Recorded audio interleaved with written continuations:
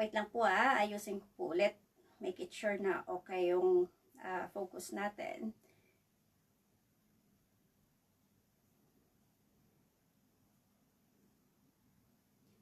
Check ko po muna para sigurado tayo at walang abala. Hindi ko makita.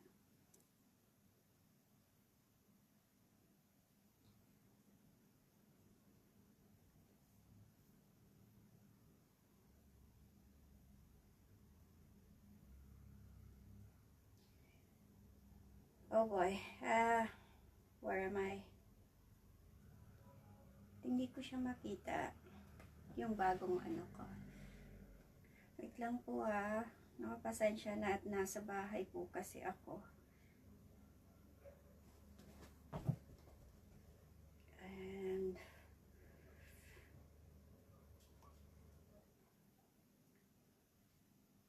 hindi ko siya makita sa wall ko.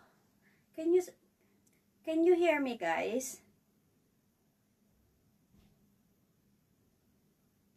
I don't know why it's not showing up on my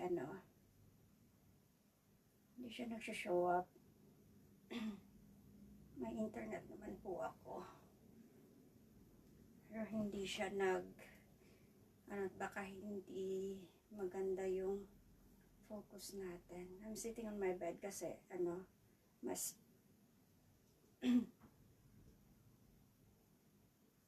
no, I'm not seeing it.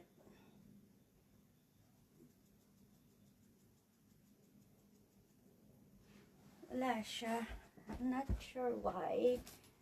What's happening? Okay, so nag-ano naman siya. Okay naman yata, pero hindi ko lang makita sa wall ko. So I can't see myself kung naka-focus ba ako or dito ako sa floor. Hey you doggy. Don't make any noise, okay? Talagang hindi ko siya makita eh. But anyways, mag-start na lang ako. At hindi ko makita yung sarili ko sa wall ko. And bakante yung yung sa cellphone ko. I'm not seeing myself. Hindi ko ngayon makita kung naka-focus ba ako or what.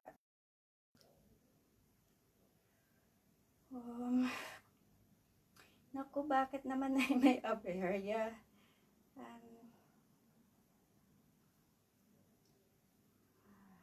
Ayan empty. Ganyan lang siya. So, I can't see myself. Right. For goodness sake. I don't know what to do now kung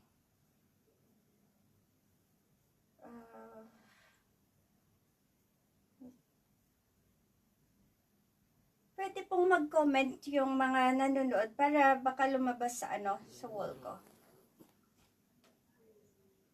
Okay. I can see it from another phone. Bakit ganon? I can see myself. I'm not sure if ito na yun. Right, so if I'm sitting here, nakikita nyo po ako ng maayos, so itutuloy ko lang yung explanation ko. So, actually gagamit po ako ng map na lang doon sa volcano. Okay.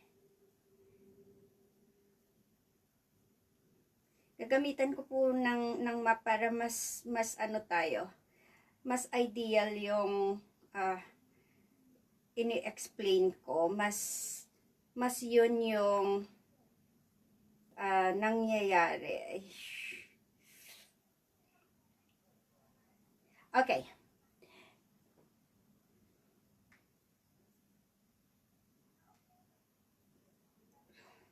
Ito yung sinasabi ko po kanina. Ipapakita ko lang sa okay. So, yan yung map. And, okay, so nasa gitna ng crater, tapos, naandito po yung Tagaytay Ridge sa itaas na to. Tagaytay Ridge. Yan po yung pinaka-wall ng vulkan, yung ancient volcano. Doon sa may Tagaytay Ridge mismo.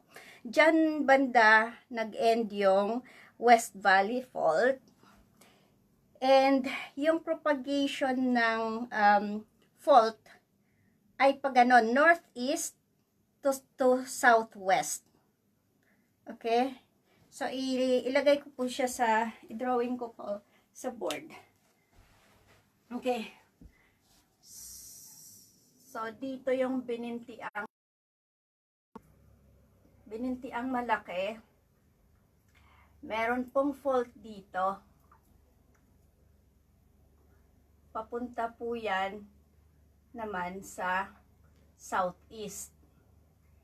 At dito sa ito yung lake niya, meron diyang Kalawit crater. Hindi lang po nakikita. I'm not sure kung nakikita ngayon, but that is Kalawit crater. And pira-piraso, andito yung pira-piraso, na andito po yung center, yung crater. So, meron po diyang fault line. Yan po yung karugtong ng West Valley Fault na tumatakbo po siya papuntang Pansipit River.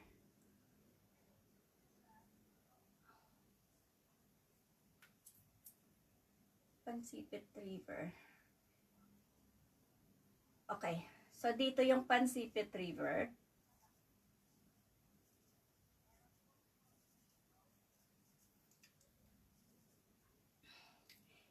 Na andito yung San Nicolas, Agoncillo, Lemery. Wait po. Mali po yan. Lemery, Agoncillo, San Nicolas, Talisay dito banda. Okay? So, yan po yung setting niya, and landmass po yan dito, no?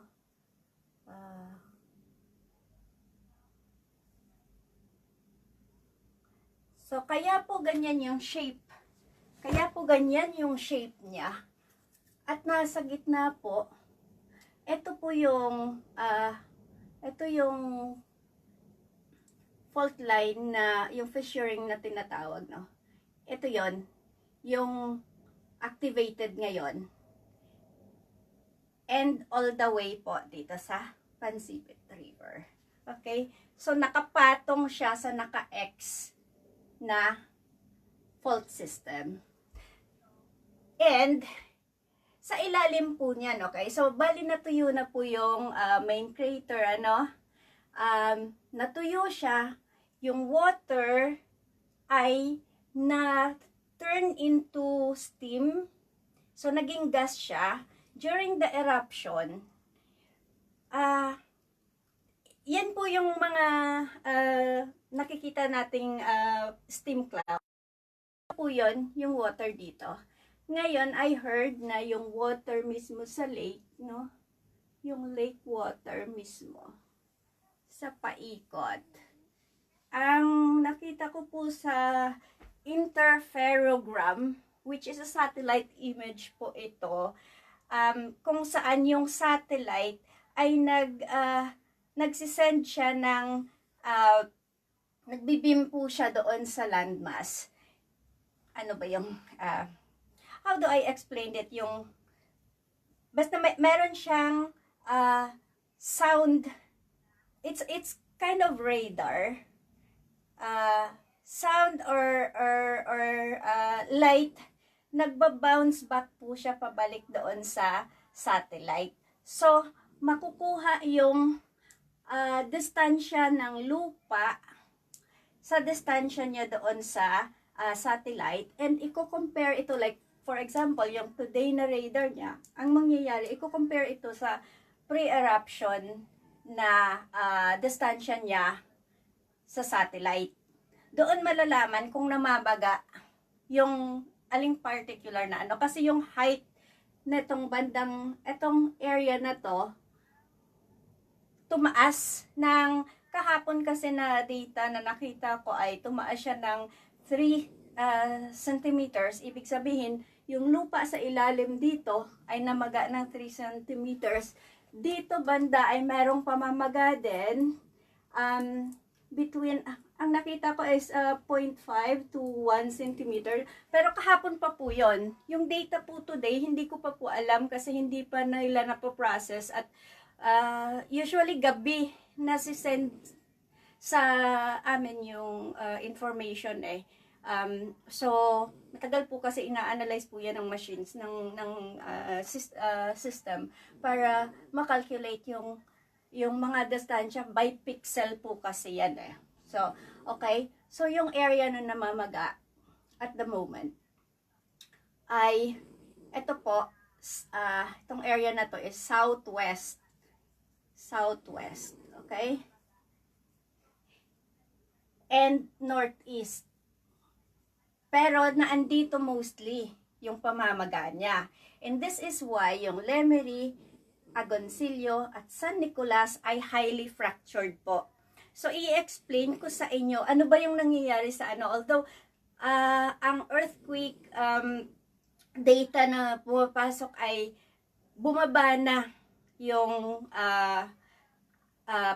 pagyayanig, in Tagalog, yung pagyayanig ng ground ay pababa yung trajectory ng earthquake. Okay? Which is good. Yung sulfur level, however, ay pataas. Ano po yung ibig sabihin nun? So, i-explain ko po sa inyo yung lake water sa main crater ay natuyo po. So, hindi totally. May mga areas na natuyuan or nakita ko around this part dito ay medyo nawalan ng tubig. And may ibig sabihin po yan, nasaan yung water na punta. Ang nakita ko po kasi yung area na ito naman ay lower. So, yung observation ko, yung water dito ay napunta dito kasi mas lumalim dapat dito. Pero wala pa pong data kasi ang nakikita ko lang is yung solid rock foundation ng ng crater ay bumaba dito. So, although wala pang pagsusukat ng water level dito, kung lahat ba ng water na nawawala dito ay napunta dito. Kasi kung hindi, kailangan hanapin saan siya napunta. Pumasok ba sa ilalim ng yung tubig? Kasi if that is the case, may consequences po yan kasi kapag nainit yan sa ilalim, magiging gas po ulit yun na siyang ikaka-problema po ulit natin kasi ma-pressurize na naman yung ilalim ng volcano. So, yan. So, ang i-explain ko ngayon ay umpisahan ko po doon sa cracks. Ano ba ang nangyayari? Yan po yung line of propagation ng ng main fault. Yung nangyayari ay nagkakaroon ng pagbibitak, nagpo-propagate din yung bitak, ganyan. At meron ibang propagation pag Ayan. Ang tawag po sa nakikita nyo ay horst and graben. Ibig sabihin, nagkaroon ng mataas, nagkaroon ng pababa, tapos yung kasunod niyan mataas ulit, tapos ang kasunod niya nababa. Okay? I-explain ko what is horst and graben. So yung lupang nakikita nyo ay itong layer na to, uplifted po siya. Yan po yung tinatawag naming horst. Tapos, ito itong kasunod niya na layer, ay bumagsak naman siya. Bumagsak siya. Ito po yung subside. Nag-subside siya. Ito po yung graben. Sa lengguwahe po namin. Okay? Tapos, ang kasunod po ulit niya, mataas po ulit. Uplift ulit. And then, subsided ulit. Okay? So, subsided. So, umakyat, bumaba, umakyat, bumaba. Dahil po yan sa magma. So, sa ilalim, drawing ko po anong nangyayari sa ilalim para alam nyo po kung anong ginagawa ng magma. Kaya yan nagkakaganyan. So, meron po tayong layer ng rocks. Ito yung lupa.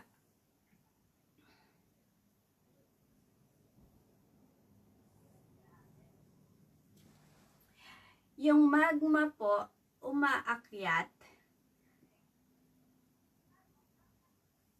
Yan po yung layer, umaakyat yung magma.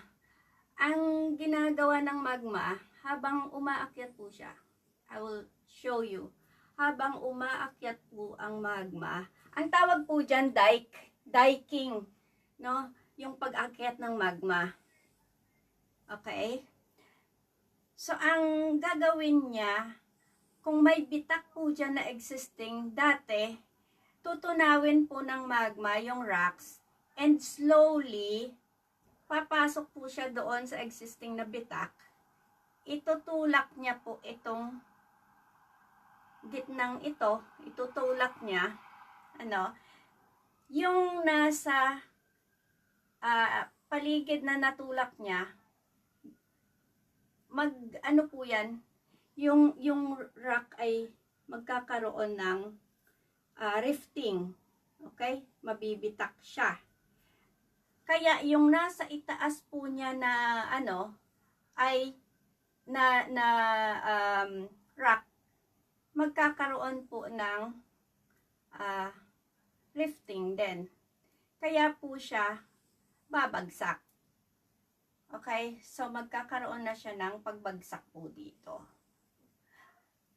Kaya, dito naman tataas naman kasi nawalan na po siya nung strength na nag-i-stabilize. Itong side naman na to ay aakyat. Okay? And same thing yung mangyayari kasunod, may magma ulit. So, magkakaroon ulit ng pagbaba. And same thing dito. Mapapasukan din ng magma.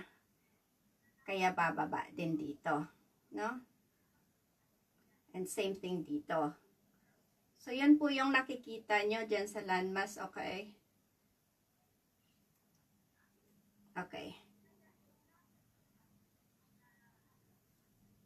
So, yan po yon. So, yung area na mababa po, yan po yung location ng magma propagation. And nakalinya po yan dito sa fault. Yung ilalim po ng fault na yan, yan po yung mga nagkaroon ng ng graben. Yung ilalim po niyan, naandyan po yung magma naka-line up. And it's trying to out of the crack. Pero hindi po lahat ng magma kasi nakakalabas. Kaya pag nag-solidify na siya, yan po yung tinatawag na dike. Kapag po yung lupa ay merong fault naman na pa-horizontal naman siya, yung magma pupunta din po dyan. Yan po yung tinatawag na sill deposit. kapag hindi po siya nakalabas. So, hindi po lahat ng magma na ito ay lalabas.